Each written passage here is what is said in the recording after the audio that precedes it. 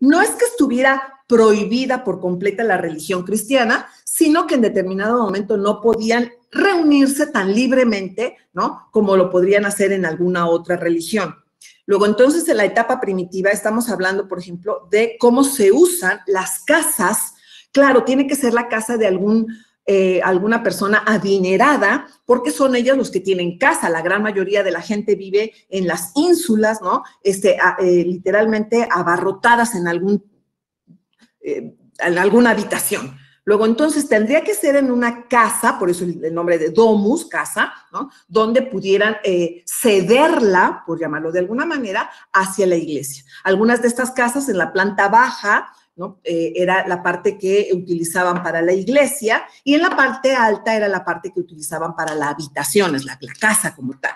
Entonces, a estas casas las conocemos como domus ecclesias. Lo único que nos interesa es que en realidad es la casa patricia, ¿no? Es la casa romana patricia, donde vamos el patio, y ese patio lo van a utilizar normalmente para ubicar a la gente que aún no ha sido bautizada. Es decir, es creyente, pero aún no ha sido bautizada. Se llaman catecúmenos, y es la parte literalmente del atrio. Ese atrio, recuerden ustedes, o ese peristilo, al revés, que de alguna manera está, pues vaya, abierto.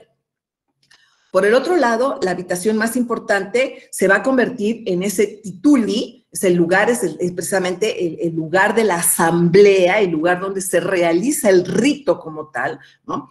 Y la casa también estaría condicionada para un bautisterio. Recuerden que antiguamente no se bautizaba como hoy día echándole agüita nada más en la cabeza al bebé, sino era en edad adulta por inmersión. Literalmente a la gente se le metía, ¿no?, dentro de esa pileta para su bautizo. Estas casas no tienen adorno, pues, por llamarlo de alguna manera, porque hay que entender que estamos en esa época de clandestinidad. ¿Cuándo? A finales, bueno, y lo que también comentábamos es que tener cuidado con estas catacumbas, que si bien es cierto son lugares cristianos, no son lugares de culto, es el lugar de enterramiento, es el lugar donde sí se reúne la gente mientras que se entierra, ¿no?, a la persona.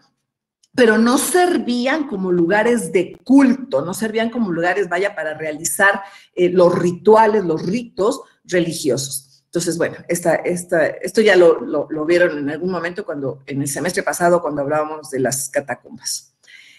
A partir del año 313 después de Cristo, cuando Constantino, que es el emperador, permite, acepta, tolera el cristianismo, es el mismo Constantino el que va a financiar, por llamarlo de alguna manera, las primeras iglesias cristianas. Es decir, los cristianos no tienen lugares enormes, son las casas donde no entran más allá de 20 personas. Luego, entonces, necesitan un lugar más grande de reunión. Y ninguna arquitectura antigua, sea romana, griega, rusa, mesopotámica o la que quieran, no hay lugar que haya trabajado un espacio interno, ¿no?, un espacio, ¿cómo se llama?, cubierto interno, tan grande como lo ha manejado Roma. Sin embargo, esos espacios grandes que ha manejado Roma, la gran mayoría son para entretenimiento, ¿no?, los anfiteatros, los teatros, los circos, ¿no? Y lo que es el templo como tal, pues ninguno sirve. De entrada, porque no puedo poner a Dios verdadero dentro de un templo pagano. O sea, ese es el punto. Lo van a hacer más adelante, siglos más adelante. Ya no les importa que hace mucho tiempo haya sido un templo a, no sé, Venus, y ahora lo convierto en una iglesia cristiana. Pero eso va a pasar hace muchos siglos más adelante. Aquí es imposible, ¿sí?, utilizar un templo pagano para acondicionarlo como templo cristiano. ¿Por qué? Independientemente de lo que significa meter a Dios cristiano, pues, a un templo pagano, el espacio tampoco es grande. Recuerden ustedes que un templo, sea griego, sea romano, el templo servía para alojar a la figura del Dios, alojar la estatua del Dios. Y todo el rito, los sacerdotes, el rito, las ofrendas, se realizaban afuera del templo. Luego, entonces, tampoco el modelo del templo pagano, sirve como modelo de las nuevas iglesias cristianas. Y entonces es Constantino, el emperador Constantino, quien va a dar esta opción de utilizar, no utilizar las basílicas romanas, o sea, no es, te la cambio, ¿no? En lugar de una oficina de gobierno, ahora va a ser una iglesia. No es ceder el edificio, es plantear el uso de la planta basilical. ¿Entendemos plantar? Sí, profesora. Sí, maestra. Utilizar la planta basilical, ¿no? Como elemento de arranque para las futuras iglesias cristianas.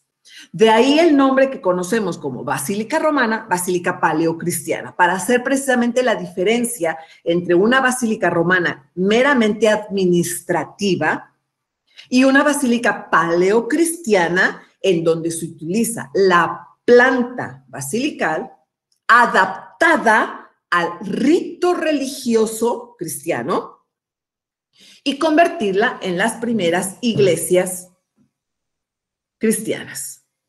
¿Ok?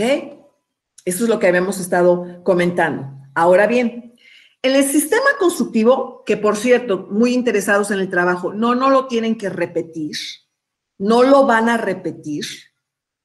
El sistema constructivo es igual, es romano, o sea, no va a cambiar por el hecho de que sea cristiano y no tiene nada que ver porque es romano. O sea, el sistema constructivo es exactamente el mismo, el muro como elemento principal. ¿Sí vamos bien, jóvenes? Sí, maestra. Sí, maestra. ¿Por qué hasta ahorita va entrando, joven? El elemento principal como el muro, los mismos materiales, el hormigón, ¿cómo se llama? El ladrillo, o sea, esos materiales, el mismo sistema constructivo, ahí está, no hay problema. ¿Por qué? Porque son romanos, pues, cristianos, pero son romanos. O sea, no se fueron a Timbuktu a vivir, simple y sencillamente están utilizando el mismo sistema constructivo, pero con diferente uso. El edificio tiene diferente uso. Y en el trabajo no me van a repetir el mismo sistema constructivo romano, nada más van a mencionar, vaya, que como sistema constructivo están utilizando exactamente el mismo sistema constructivo romano. ¿Me explico? Sí, maestra. Sí, maestra. Sí, maestra. Ahora, este es el modelo de la basílica romana, pues. Este es el modelo de la basílica romana. La gran mayoría de estas basílicas, que por cierto no lo entendieron, pero claro, la imagen que estaba más en internet era la de la basílica de Bargencio. La gran mayoría de las basílicas romanas tenían techo plano, de hecho era de madera, techo plano de madera. Esto es lo que tiene la gran mayoría de las basílicas. Algunas de estas basílicas eran mucho más pequeñas, es decir, 3 naves. La gran mayoría contenía incluso 5 naves, como la que están ustedes viendo aquí. Cada nave más alta que la de junto. Las naves laterales, las extremas, mucho más bajas que las naves laterales de en medio y obviamente la nave central muchísimo más alta que las demás. ¿Para qué? Para permitir la iluminación. Esta es la planta. Nada más que la basílica romana, la gran mayoría de las entradas en una basílica romana era en el lado largo. Esa es una. 2, pueden tener varios ábsides. ¿Qué son ábsides? Ábsides es un extremo, ya sea en el extremo corto o en el extremo largo, es una saliente semicircular, es una especie de exedra semicircular que está cubierta con media cúpula. En ese ábside normalmente se ponía la figura del juez, el que terminaba firmando de, bueno, ya terminaron el negocio, bueno, yo firmo de enterado, o bueno, esta es la sentencia, yo firmo de que ya está. O sea, ese era el juez, pues el magistrado, el que se ubicaba en esas ábsides. Pasándolo a una iglesia cristiana, obviamente no necesitamos esos jueces, Necesitamos un solo lugar, el lugar más importante, que es donde vamos a colocar la figura de Dios. ¿Por qué cambiar la entrada lateral a los pies? Bueno, tiene que ver con la liturgia. El mismo Jesús, cuando está predicando, dice: yo soy la luz, aquel que me siga, ¿no?, encontrará la salvación. Y en lugar de seguirlo como si fuera un laberinto, bueno, pues entonces entro a la iglesia y lo primero que veo es un camino. ¿Sí me explicó? Literalmente un camino hacia lo que es la parte más importante, que es el altar. Por eso cambiar la entrada a la parte de los pies. ¿Vamos bien? Sí. Sí, maestra. Ok. Sí. Por el otro lado, tenemos que tener esa parte abierta, porque ya nos quedaba muy claro que también, incluso como lo habían hecho siglos antes, tenemos que tener esa parte abierta. Ahora, no es extraño. Si ustedes recuerdan un teatro romano, siempre había un enorme jardín porticado donde la gente, ¿no?, en los descansos de esas obras de teatro salía a ese jardín. En las termas hay un enorme jardín, palestras, rodeados de pórticos donde la gente podría resguardarse del sol, etcétera. Luego, entonces, estos espacios abiertos tampoco son extraños y tampoco son totalmente nuevos. Es nuevo la función. Eso sí es lo que es nuevo, la función que se les da en las basílicas. ¿Ok? Yuhu. Sí, maestra. Sí, Sí, maestra. maestra. Ahora, sí, Constantino va a financiar, el mismo emperador, el mismo Estado, va a empezar a financiar las primeras iglesias, ¿cómo se llama? Cristianas. O sea, la iglesia cristiana, pues, cristiana católica, todavía no podemos hablar de católica, pero bueno, la iglesia cristiana no tiene el suficiente dinero para levantar estas basílicas. Luego, entonces, ¿de dónde saca el dinero para construir? El mismo Estado romano lo va a financiar. Pero claro, tampoco te voy a dar todos los lujos del mundo. Luego, entonces, en lugar de una basílica, por ejemplo, de 5 naves, pues conténtate con que tenga 3. ¿Sí me explicó? En lugar de que sea una basílica mucho más moderna, como tipo Magencio, con naves cubiertas con bóvedas de arista, pues conténtate con que sea como todas las demás basílicas de techo plano de madera.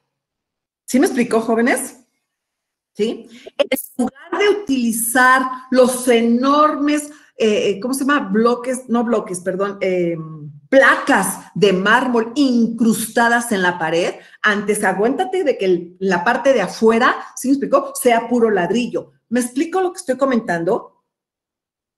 Sí. Sí, maestra. Entonces, sí es cierto que las van a financiar, me queda claro, pero también es cierto que van a hacer uso del menor gasto, ¿no?, que les sea posible para el Estado romano. Ahora bien, volvemos otra vez. La parte importante de este sistema constructivo está en el muro. Son muros de carga, literalmente son muros de carga, igual de gruesos que la misma arquitectura romana. ¿Hasta aquí vamos bien? Sí, maestra. Sí, maestra. Estos son ejemplos que ya han sido modificados, o sea, no les estoy diciendo que es exactamente igual como era hace siglos, ha tenido sus modificaciones, pero sí se acercan bastante a los principios modelos. Estos ya son iglesias cristianas, tal cual, ha tenido muchas modificaciones porque los materiales han ido cambiando, ¿no? Pero podemos ver precisamente la distribución. Estamos hablando de una basílica paleocristiana de 3 naves, ahí se ven, y las naves están separadas por columnas.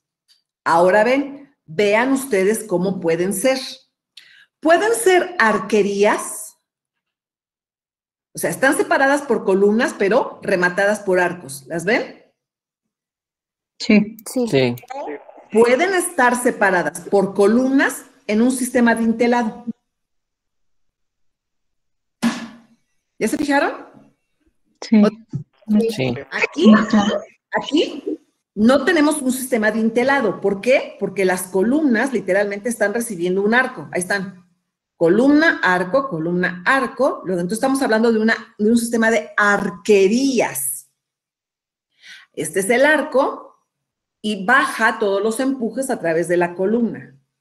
Este es un sistema adintelado. Luego, entonces, las columnas están recibiendo todo el peso del entablamento. ¿Ya se fijaron? Sí. Ok. Luego, entonces, en las basílicas paleocristianas da lo mismo, o sea, puede ser utilizado un sistema abovedado, un sistema de arquerías o un sistema adintelado. ¿Hasta aquí vamos bien?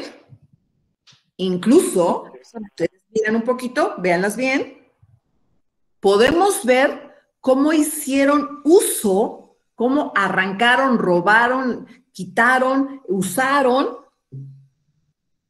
columnas, dinteles de otras fuentes. Podría haber sido un templo, podría haber sido algunas otras partes. Vean ustedes los dinteles, todos ellos son diferentes. ¿Se ven? Sí, sí se ve. ¿Sí? Vean ustedes, todos ellos son diferentes. ¿Por qué? Porque es lo que les decía, o sea, sí te voy a ayudar, pero tampoco no creas que va a ser del todo. Entonces, reutilizan, ¿no? Tanto columnas, entablamentos, materiales de viejas construcciones o de aquellos templos paganos que ahora están abandonados. ¿Queda claro? Y aquí, por ejemplo, otra vez el ejemplo, un sistema adintelado, ahí están las columnas, soportando su dintel, su entablamento, y en este lado estamos viendo el sistema de arquerías, donde las columnas son totalmente diferentes. Es más, vean ustedes el añadido que le hicieron a la columna. Esta es la columna original. Ahora vean el añadido. ¿Ya se fijaron? ¿Por eso se ve de diferente color? Ajá, así es. Así es, porque obviamente las columnas originales no estaban soportando tanta altura como las que van a colocar aquí. Luego, entonces hay que ponerles este añadido, esta base y este añadido a las columnas originales que seguramente tomaron de algunas adheridas, que ese es otro de los problemas con la arquitectura romana que no entendieron, ¿no? Adheridas a los muros sobre podios, sobre pilas, sobre podios o sobre pedestales. Por eso las columnas son tan cortas. Cuando se vuelven a reutilizar, bueno, pues hay que acondicionarlas. En este caso, las agregaron. ¿Hasta aquí vamos bien? ¿Y cómo eran unidas, profesora? ¿Cómo eran qué, perdón? Unidas. Las Igual, columnas. la gran mayoría, por ejemplo, estas columnas, algunas de estas columnas son monolíticas, o sea, son de una sola piedra, pues, algunas de ellas. Algunas otras son de tambores, son tambores, como la arquitectura griega, son tambores, que eso es lo que existen en la gran mayoría, son tambores. Luego, entonces, para agregarlas, volvemos a poner tambores. Si te fijas, por aquí se ve, mira, ahí está el primer tambor, ahí está el segundo tambor, y aquí está el tercer tambor. Ah, ok, ok. ¿Sí? O sea, es por tambores, literalmente. La gran mayoría, aunque también existen columnas monolíticas. Algunas de ellas, por ejemplo, todavía las podemos ver en el panteón, en el pórtico del panteón, donde son literalmente columnas no hechas de tambor, sino son un solo bloque. Ahora, vámonos a la planta. Eso es en cuestión de los materiales. Incluso se utilizaron materiales, reutilizaron más bien materiales tanto de templos paganos abandonados, ¿no? Ya literalmente abandonados, y van a reutilizar esos materiales. En cuanto a la planta, vamos a ver cómo empieza poco a poco a ser modificada. Si ustedes ven, vamos a ver una nave transversal. O sea, a la planta se le va a colocar una nave transversal. ¿Por qué? Déjenme regresar a esta. No, déjenme buscar otra. Espérenme, esta, aquí. ¿Qué pasaba? Resulta con que la gran cantidad de sacerdotes del clero que existían eran no solamente hoy como hoy que da la misa uno solo. En aquel entonces va a haber una serie de sacerdotes que se van a, ahí está, miren, que se van a sentar, ¿los ven? Este es el altar, parte del altar. Obviamente falta la mesita pues, donde trabaja el altar, tal cual, donde está el sacerdote. Pero si ustedes se fijan aquí alrededor, hay se llama pollo. Es un como banco pegado al muro. Se llama pollo, literal, pero no pollo con doble L como tipo del animal, el ave. Pollo con Y, pollo.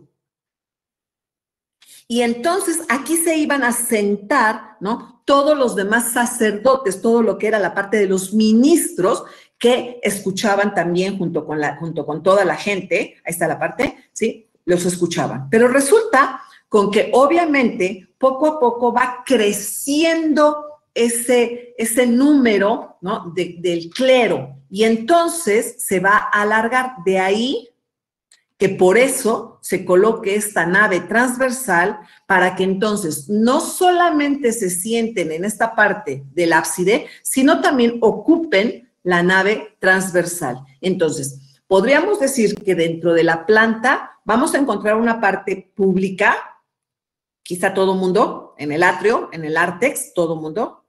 La parte semipública, que sería esta, donde solamente están los bautizados, y la parte totalmente privada, donde solamente el clero va a acceder. ¿Me expliqué? Sí, Sí, maestra. Sí, maestra.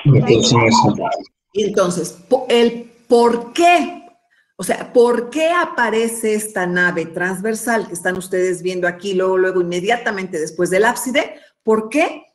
Porque es la parte que van a utilizar el clero, dado que cada día crece más, ya no caben alrededor del ábside, sino que literalmente van a ocupar esta parte.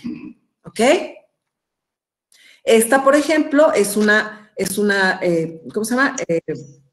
Una iglesia, una basílica paleocristiana de 5 naves. Esta es mucho más sencilla, de 3 naves, pero aún así podemos ver la nave transversal, la parte del altar, incluso todavía podemos ver ese banco alrededor del ábside que utilizaba el clero en un principio, pero conforme va creciendo, bueno, pues tienen que alargar esa parte y es por eso que surge esta nave transversal. No, todavía no podemos hablar, mucho cuidado por favor cuando vayan a hacer el trabajo, todavía no podemos hablar de una cruz latina, todavía no. Podemos hablar de una planta basilical con una nave transversal, pero no podemos hablar de cruz latina. No sé si me alcanzan a ver. Lo dejo de compartir para que me vean. ¿Tienen alguna duda? Ok, la planta basilical, perdón, la planta de cruz latina, literalmente se ve una cruz, o sea, la nave transversal está más abajo, no hasta arriba. ¿Me explicó? ¿Sí? De ahí el nombre de cruz latina, porque realmente hace una cruz, como la cruz de Cristo, cruz. Pero si ustedes miran nuevamente estas primeras, no hacen ninguna cruz, no hacen ninguna cruz, por eso no la vayan a confundir con una planta de cruz latina, ¿ok? Ahora, estos serían los modelos, pues, estos serían los modelos que se utilizarían. Por ejemplo, aquí vemos una planta de 3 naves. De hecho, la nave central y las naves laterales. ¿Ya la vieron?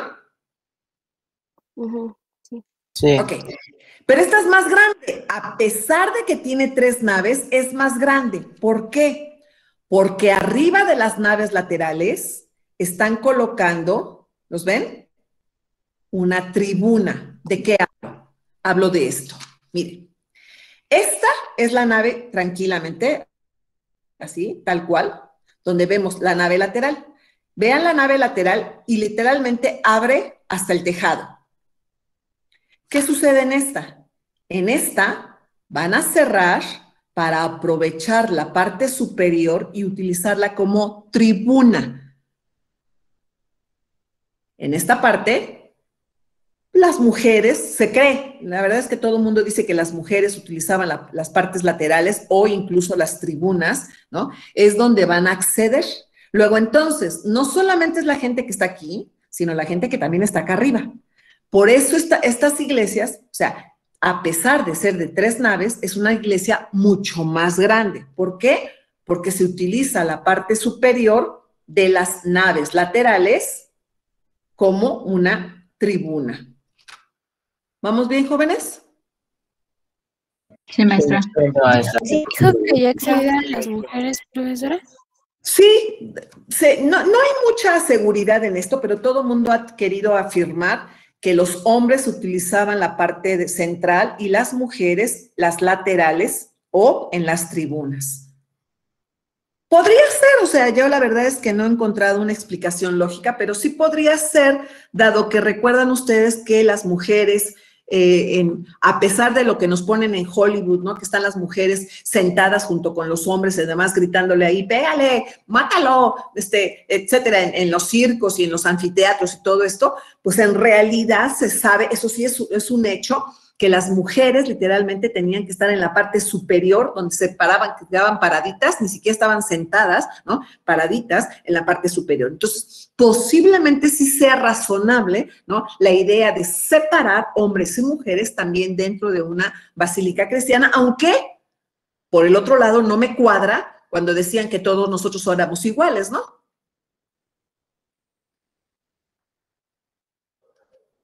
Sí, o sea, cuando hablan de cristianismo nos hablan de que todos nosotros somos iguales y cuando nos metemos a la iglesia nos ponen hombres y mujeres, o sea, como que no me cuadra a mí esto. Pero bueno, los historiadores dan por hecho, ¿no? Esta separación. ¿Hasta aquí vamos bien?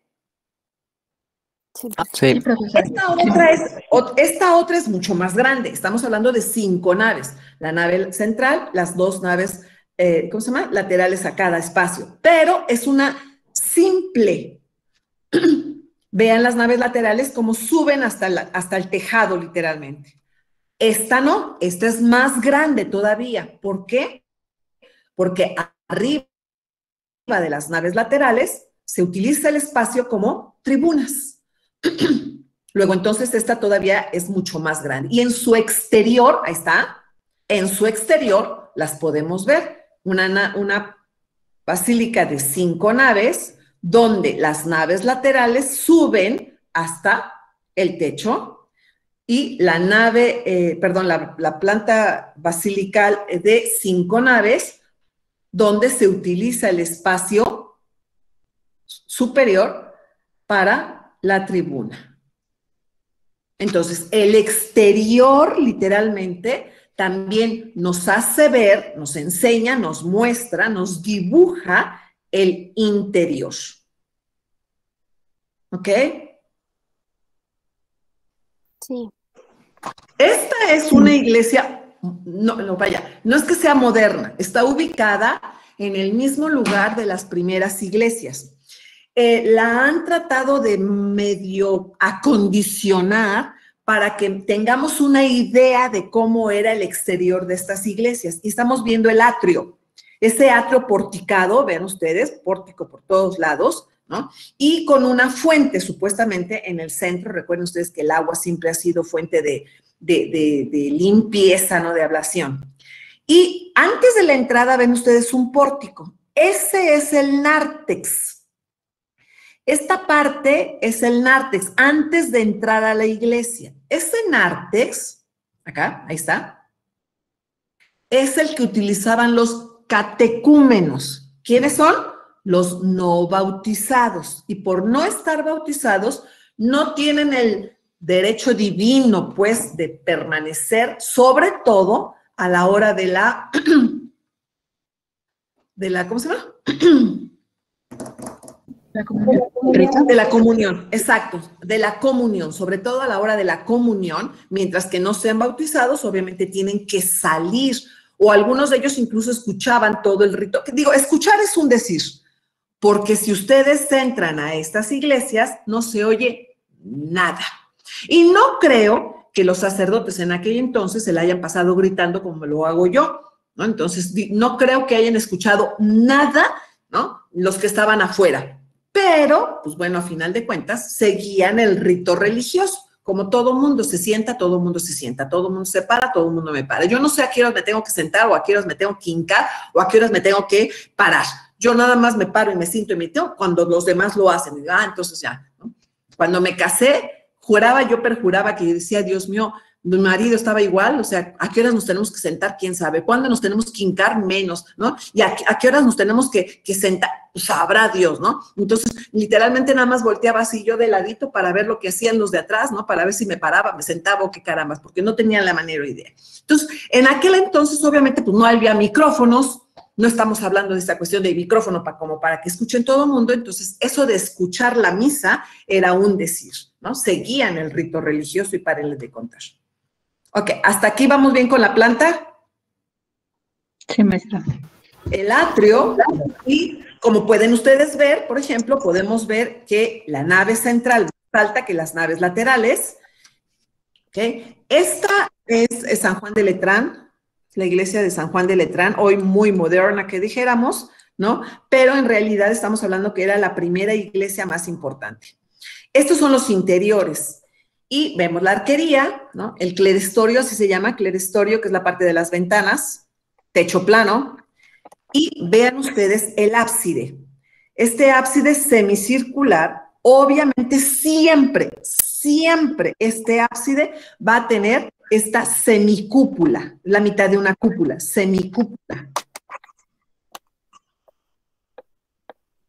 ¿Dónde se asienta? Obviamente en el muro circular del ábside. ¿Dónde literalmente recae fuerzas? En el, ¿cómo se llama? ¿Dónde recae la fuerza, la presión de la semicúpula? En el muro semicircular. Y este que están ustedes viendo es lo que conocemos como arco de triunfo. El arco de triunfo sirve para enmarcar, digo, estructuralmente hablando, detiene también la semicúpula. A ver acá, ¿dónde ando? Ahí está la semicúpula. ¿Sí alcanzan a ver? Sí. Sí. Bueno, ahí está la semicúpula. Luego, entonces, descansa en el muro, pero aquí forzosamente necesita tener dónde detener. ¿Qué es esto? El arco de triunfo.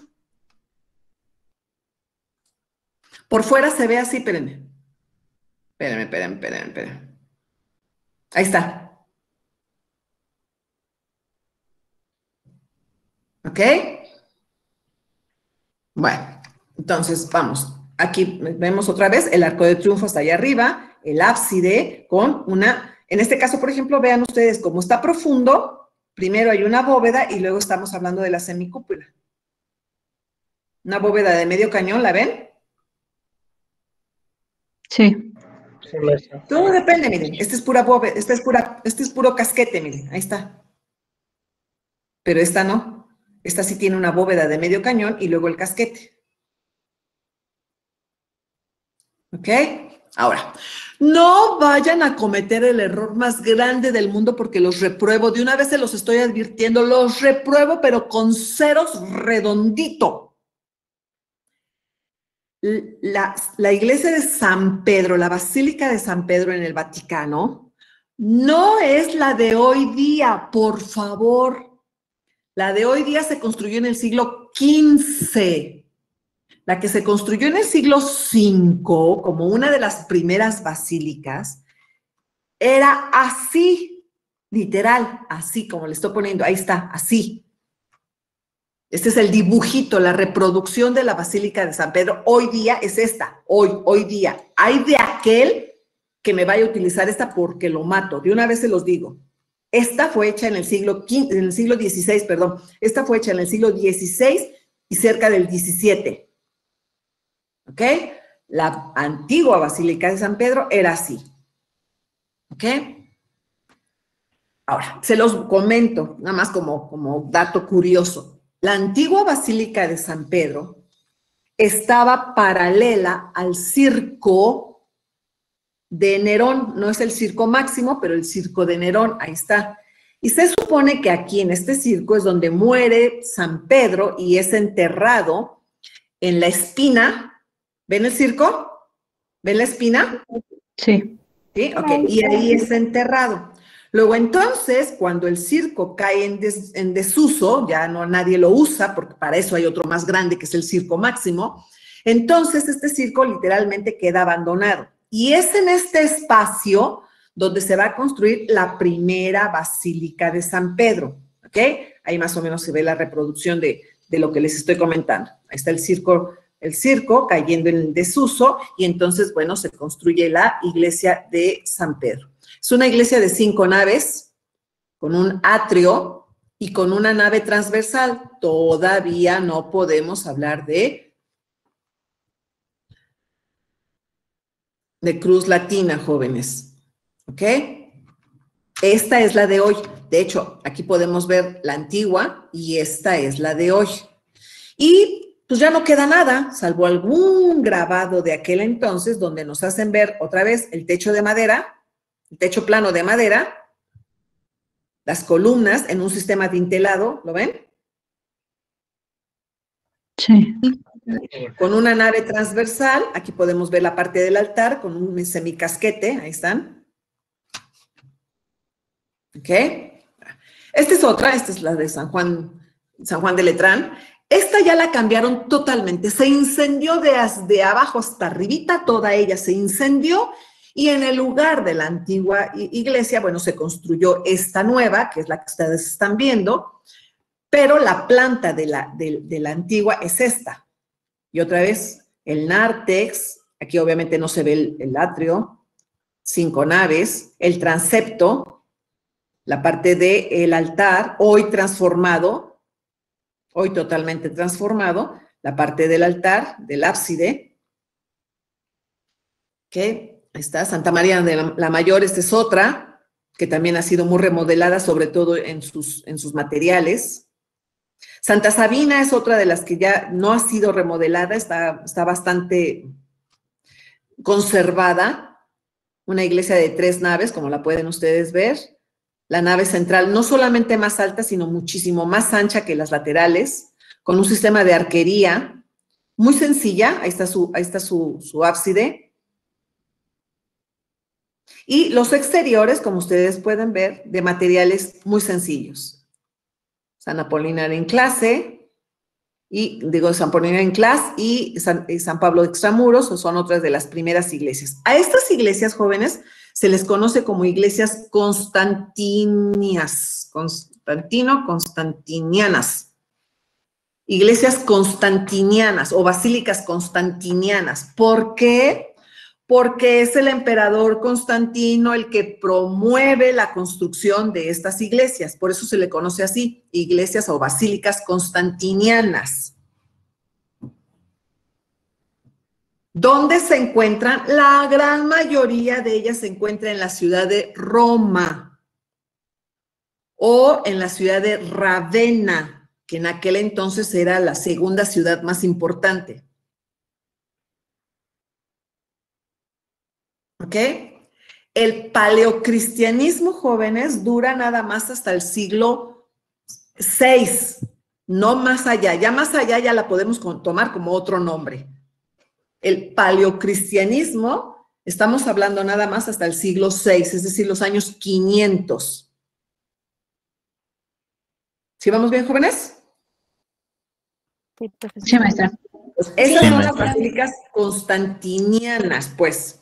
Ahora, muy dados a la arquitectura oriental, pero tampoco extraña a la arquitectura romana, vamos a ver las construcciones, ¿cómo se llaman? Los bautisterios, que son de planta centralizada.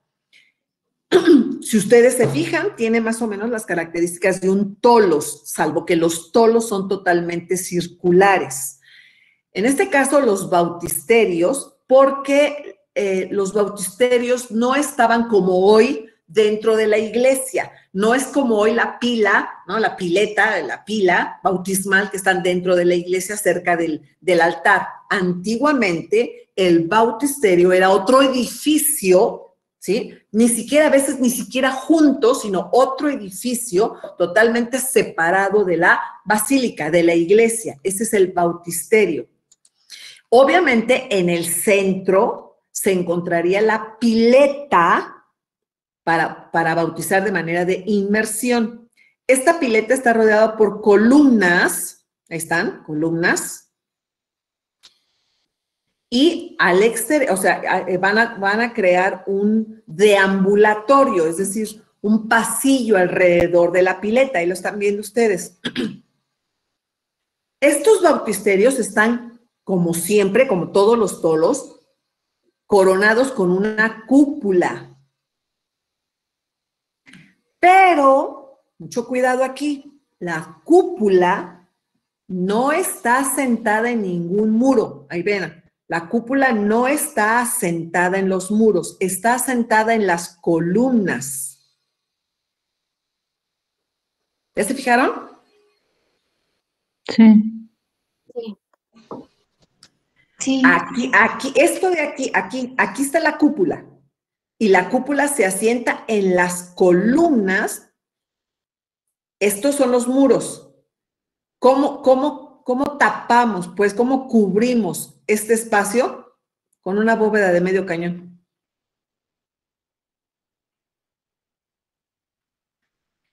Aquí tenemos, por ejemplo, otro bautisterio. Este sí parece un tolos. Ahí están. Vean ustedes la cúpula. Y la cúpula se asienta sobre las columnas. Dejan un espacio interior. Ahí está el deambulatorio. Y el nártex está por fuera.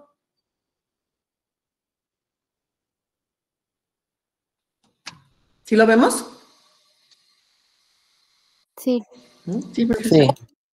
Hoy día están muy modificadas, sobre todo en cuestión de materiales, pero podemos todavía más o menos darnos una idea de lo que son los bautisterios. Este es otro bautisterio, también muy modificado, pero donde también podemos ver cómo la cúpula se asienta, no sobre columnas, aquí no hay columnas, aquí hay pilares, enormes pilares.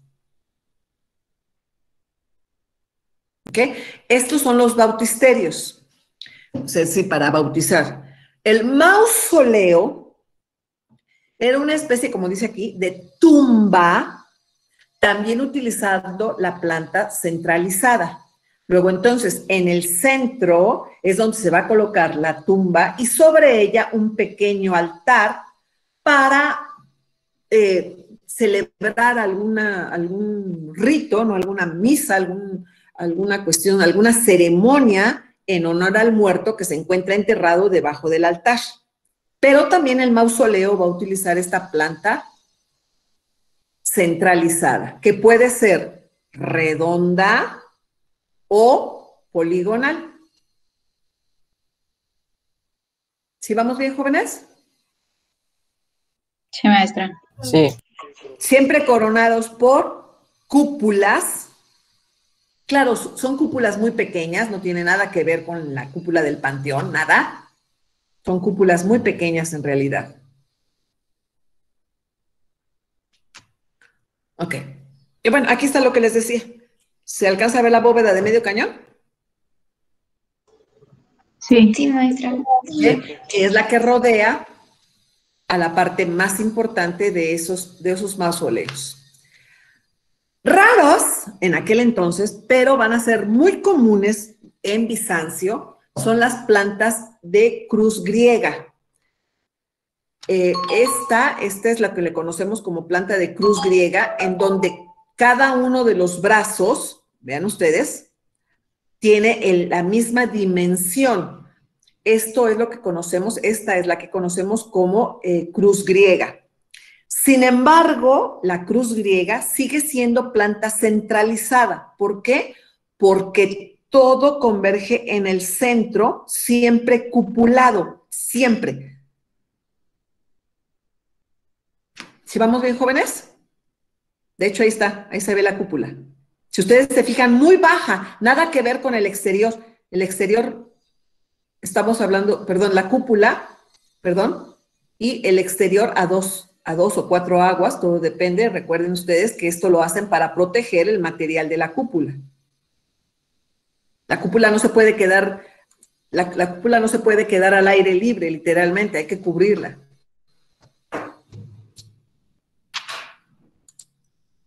Entonces, bueno, estamos hablando de, ¿qué? La planta de cruz griega, que a pesar de ser de cruz griega, sigue siendo una planta centralizada. ¿Sí vamos bien, jóvenes? Sí, maestra. Ok. Esta otra también es otro mausoleo, nada más que este mausoleo, en lugar de utilizar plantas, ¿cómo se llama? Cruz griega, va a utilizar la planta centralizada circular. Ok. Martirium, esa es otra. Martirium son lugares conmemorativos, vaya, de algún, como dice aquí, algún evento. Por ejemplo, en el lugar donde se supone nace Jesús, se va a hacer no solamente una iglesia, sino también un martirium, donde exactamente encima de la cueva, gruta, establo donde nace Jesús. En el lugar donde muere Jesús, en lugar se va a hacer una iglesia, pero exactamente en el lugar donde se supone muere Jesús, se hace un martirium. ¿Me explico lo que estoy diciendo, los jóvenes? ¿Sí? O sea, el martirium no es una tumba, el martirium es el lugar conmemorativo, supuestamente, ¿ok? Y estos pueden ser una combinación. El martirium puede ser una combinación, aunque la gran mayoría son de planta centralizada. Estas dos que están aquí, son las que ustedes van a encontrar en el trabajo como las iglesias en Tierra Santa. Estas combinan una basílica, no sé si la alcanzan a ver, ahí está el pórtico, ahí está el atrio porticado, una iglesia de 5 naves, ahí está el ábside, y detrás del ábside un martirium. ¿Qué hay? Está la iglesia y en el martirium se supone que está el lugar donde enterraron a Jesús. Este es el interior, perdón, este es el interior. Esta sería, hoy está muy modificada, muy modificada, totalmente modificada, pero en un inicio ahí estaría la basílica, el atrio, la entrada, el basílica, ¿cómo se llama? El altar, y detrás de él estaría el martirium. ¿Qué encontramos dentro del martirium? Esto. ¿Qué hay aquí adentro? Pues supuestamente la cueva, ¿no? Donde se puso el cuerpo de Cristo. Hoy día se puede entrar uno hasta allá adentro, literalmente tocar. Y esta es la iglesia de Santa Natividad, o sea, el lugar donde supuestamente nace Jesús. Y otra vez, vean ustedes, ahí está la parte de la iglesia, el atrio porticado, el nártex, la iglesia de 5 naves, y en la parte del altar, debajo del altar, encontramos, ahí está, debajo del altar, hoy día ahí está, encontramos el lugar donde supuestamente nace Jesús. Pero si ustedes miran, jóvenes, ahora sí que ya regresando a esto, si ustedes miran, todo se basa en 3 modelos. La planta basilical, la planta centralizada y la combinación de estos dos. Ahí está. O sea, la arquitectura paleocristiana, literalmente no, o sea, no es que haya tenido un montón de modelos, sino las basílicas toman la planta basilical, ya sean más chicas, 3 naves, ya sean más grandes, 5 naves, ya sean más amplias con tribuna o más sencillas sin tribuna. Por la liturgia, por el número de clero, el clero, los ministros, los sacerdotes, pues que van creciendo, es que se coloca esa nave transversal. ¿Sí vamos bien? Y luego vamos a tener bautisterios, mausoleos o martiriums. Estos tres utilizan planta centralizada, ya sea circular o poligonal. Siempre con cúpula. Nada más que a diferencia, por ejemplo, del panteón donde la cúpula descansa sobre el muro, estas cúpulas de menor tamaño, de menor altura, ¿sí me explicó? Van a descansar sobre las columnas al interior.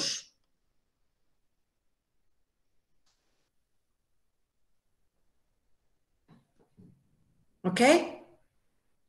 Y la arquitectura literalmente al exterior, vaya, los materiales al exterior son muy, llamémosle muy pobres, entre comillas, son ladrillo. Ladrillo, obviamente hormigón, en el caso de las iglesias constantinianas, hormigón. En el caso de las iglesias en Tierra Santa no hay hormigón, luego entonces tienen que usar un muy buen mortero de cal.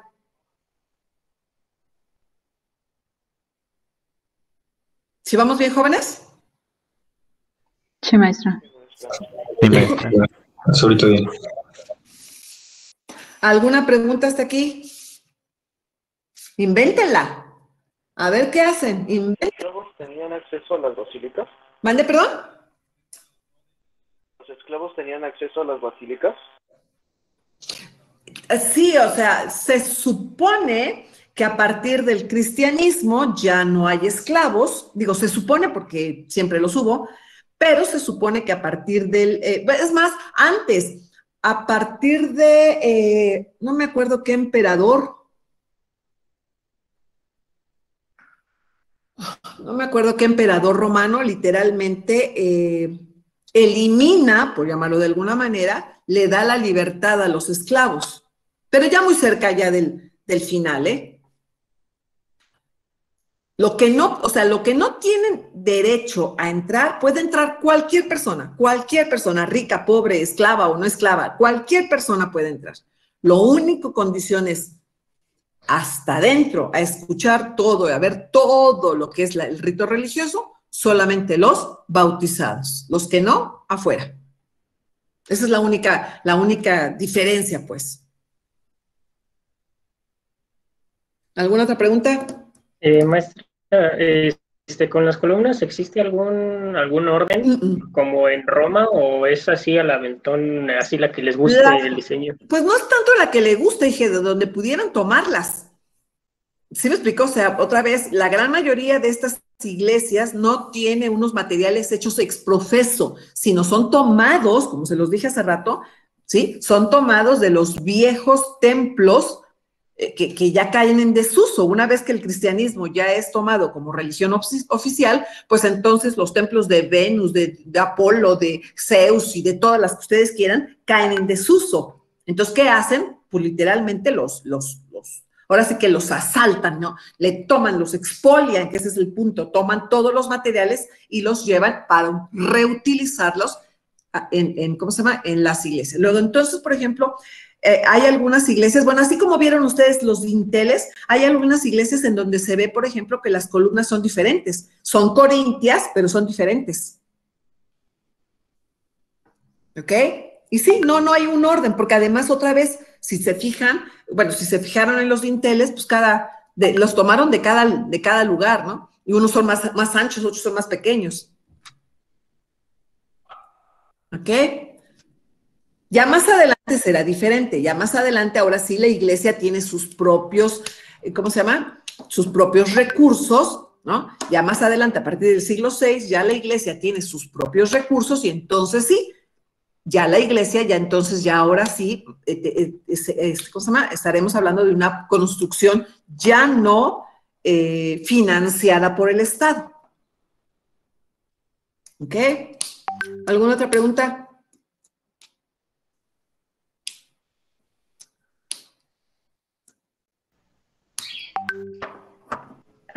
Los techos eran todos planos de madera, ¿verdad? Sí, no había ninguno así con... ¿Con bóvedas? No. Más adelante sí. Ajá. adelante, vuelvo otra vez a decirles, cuando ya la iglesia tiene sus propios recursos, ya puede literalmente pagar, utilizar materiales, pagar materiales, ¿sí? Y ya puede incluso cubrir con bóvedas. Pero al principio, la época del paleocristianismo, ¿sí? La gran mayoría son techos planos de madera y la única parte con bóvedas o con cúpulas es la parte del ábside, donde se encuentra el altar. Los mausoleos, jóvenes, es una construcción más privada. El mausoleo lo levanto yo para mi papá, que se murió y que era gran santo. ¿Sí me explicó? O el mausoleo lo levanto yo para mi hija que se murió muy joven y entonces era una santa y entonces incluso Santa Constanza, por ejemplo, el mausoleo de Santa Constanza se hace, Constantino lo manda a hacer para su hija Constanza que se murió. ¿Me explicó? Entonces, sí ahí vamos a ver quizás un poquito de mejores materiales porque eso sí ya es una construcción más privada, pues. Pero las demás no. ¿Alguna pregunta?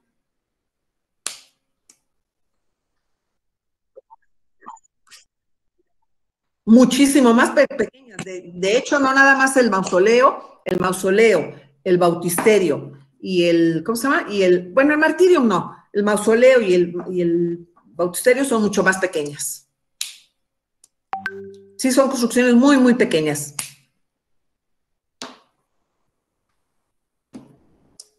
Profesora, entonces, para personas que tuvieran dinero o algo así, ¿o dónde quedan las catacumbas?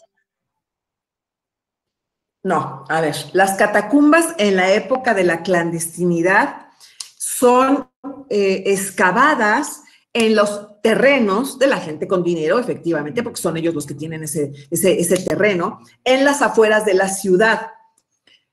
Catacumbas no solamente hay cristianas, catacumbas también hay paganas, pues por llamarlo de alguna manera, para la gente romana, pues, que ya les había yo comentado.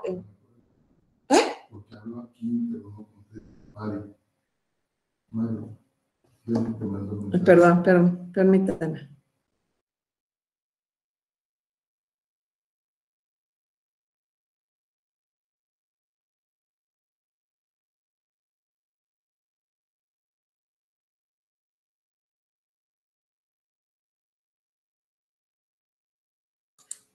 ¿No te contestó? No. Háblale. Bueno, espera. Chicos, nos vemos después. Sí, profesor. El miércoles pongo ya la. Ay, Dios mío. Pongo ya la